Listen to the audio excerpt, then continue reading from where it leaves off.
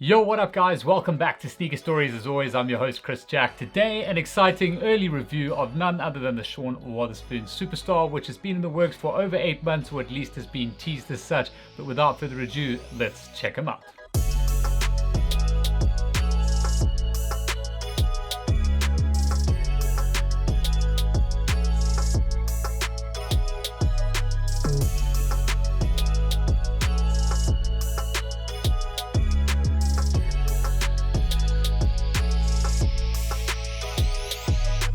Alright, so first things first, this particular pair was, I think, released accidentally of some sort online here in South Africa from Adidas about a week early before release. So there were a couple of pairs out and about. This is one of them. Shout out to Cape Kicks for sourcing this one for us to have a look at today. Really excited to see this, as most of the pairs have been sold already. Getting these in hand in store tomorrow, depending on when this review is going to go out, is going to be quite challenging, that is for sure. But nonetheless, thought I'd try get these in hand for you guys to show you anyway, because we don't really get the opportunity to do those early ones all that often. So straight into the shoe itself, obviously a collaboration with Sean Wotherspoon. Many of you guys will recognize that name as the owner and founder of Round 2 in the States, which is a resale and vintage clothing store. He's also obviously most famous for the Nike Air Max 197 over here. He has also done a collaboration just recently actually with Asics, or Asics depending on how you want to pronounce that, and obviously this now the third collaboration, at least on footwear as far as I'm aware, with Adidas. And this particular one, as far as I'm aware, starts a whole slew of different collaborations on different models between Sean Wotherspoon and Adidas under this name of SUPEREARTH. Now, in an interview with Sean Wotherspoon, I think created by End, was just released a few hours ago, Sean went on to say that he wanted to create this particular brand, or whatever you want to call it, called SUPEREARTH, just recognizing Earth as a whole being this super Earth full of natural resources, and how we as humans need to play our part in respecting those resources and using them sustainably, or working sort of in harmony together to keep this thing going. And it's been quite synonymous with his whole sort of being a vegan person himself, having his Round 2 stores that are recycling clothing or reselling clothing, like old pieces, giving them new life by reselling them, making them cool again, that kind of thing. It kind of all ties into this whole sort of very sustainable picture that the shoe represents. So to get into the shoes themselves, I'll start underneath with the outsole. You'll notice this has got a bit of a speckled nature to it, and that is because they've used completely or 10% recycled rubber componentry, and the rest of the rubber from natural trees, of course, to create this more sustainable approach to the outsole and midsole of the shoe. The one nice thing about this being a recycled rubber, it is generally a little bit softer than what you'd get on the normal sort of production rubber. I don't know why that is, but it definitely is softer, so you're getting a little bit more comfort underfoot. Moving up into the upper of the shoe, obviously pretty out there and crazy design of this one. Obviously all the sustainable materials are present in here as well. I'm going to start with the flowering on here. When asked about the different colors that he's used for this particular shoe, he basically just replied that he just loves using color, but none of these things actually represent anything specific. He basically just hand sketched these flowers, and when they originally wanted to embroider them on the shoe, the tassels that were left here at the bottom, which you can see hang just below the midsole of the shoe and even onto the ground, to be honest, those were basically just left there to minimize the waste of the production of this pair. So that's a pretty cool story that, you know, once they were embroidered, you know, they were going to cut them off, but, you know, the whole sort of minimizing waste thing has really come through there. So this obviously gives you an opportunity to cut them off yourself if you want. That's probably something that I would do with this pair. I don't know about the tassel vibe. It's the one thing that did put me off with this particular pair when I originally saw those first photos, but now that I have it in hand, it's actually pretty vibey. Now, most of the leather that you see here, and I'm doing leather like that because it's not really leather, is obviously animal friendly or vegan leather. It's a polyurethane coated upper throughout that, so you do get quite a bit of shine in certain places here, especially where they've used color like this blue and the light pink pastel colors in the eyelets of the shoe. And keep in mind, all the colors that you do see used on this particular pair are all animal free or animal product free, so that obviously steps towards the sustainability goal as well with this pair. Now, just checking out the medial side of the shoe, you've got that same embroidery happening over here as well with these flower details. The 3 stripes on this side are also done in that blue pastel color, which matches up with the opposite side of the shoe. And then just swinging around to the heel section of the shoe, still with the embroidery little tassel bits hanging off. You do have a Sean Wotherspoon embroidered logo here and printed with SUPEREARTH, the branding underneath there. One thing you'll notice here, which is a prime example of how they've reduced the wastage on here,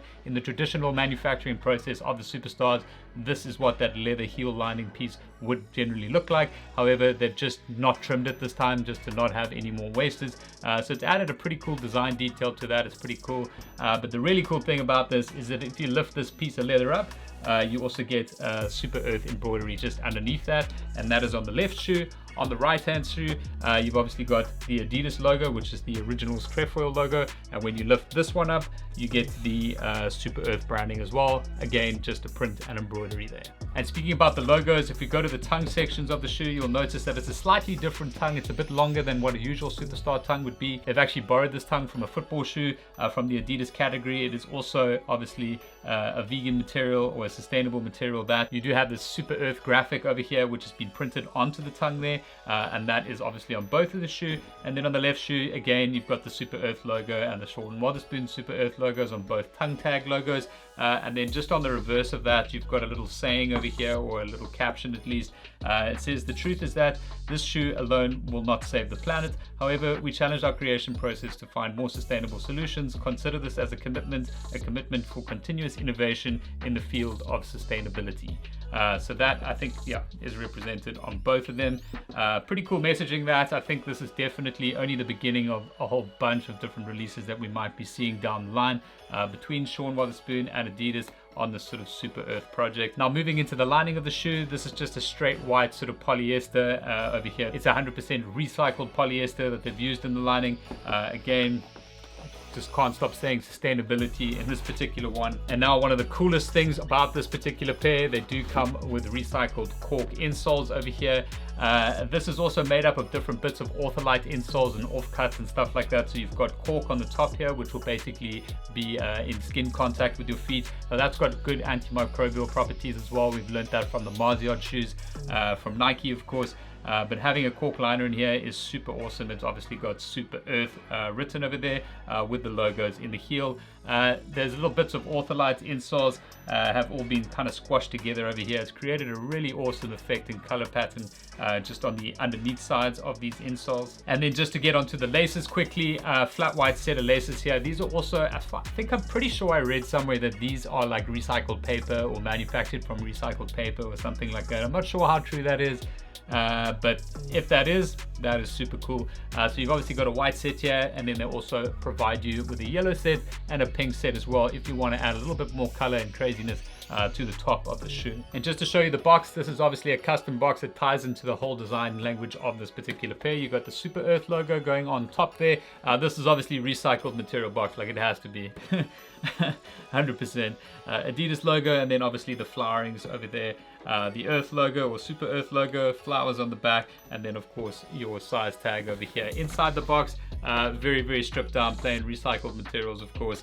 And yeah, that is pretty much it. The only thing that wasn't in this particular box, because I made a mistake and I left the card with Cape Kicks, that is this little insert card that you get, which I'll just overlay here on the screen right now. And that just basically details some of the material decisions that have been made here, just reinforcing the sustainability of the shoe. Now, overall speaking, this definitely was a shoe that I was very unsure about whether it was actually something I was going to wear or not. Having had a moment to put them on feet now, I think I do actually quite like them quite a bit. I don't know if I'm going to trim these off. I think they'll probably look a little bit cleaner trimmed off or whatever, but time will tell on that, as this is a pair that I think I'm definitely going to be keeping and adding to the collection myself. If you do want to get a pair of these and you missed that mistake drop that happened on the Adidas online store last week, as mentioned, it's going to be extremely challenging because the numbers are really, really limited. I've heard rumors of very, very little units going to be available exclusively at the Adidas Waterfront and Adidas Santon original stores only. So you won't be able to pick these up online again because that ship sailed. But the price point will be 1,899 Rand, and I'm almost certain it'll be by a raffle process only, and that is tomorrow, Saturday the 29th of August 2020. If you guys do have any further questions on this particular pair or anything else in the room, please feel free to drop them in the comments section below, and I'll do my best to get back to you as soon as possible. Otherwise, please, if you did enjoy the video, give the video a thumbs up, and don't forget to subscribe right here for more content, early unboxings and vlogs down the line. But that's all from me for today, guys. I'll catch you on the next one.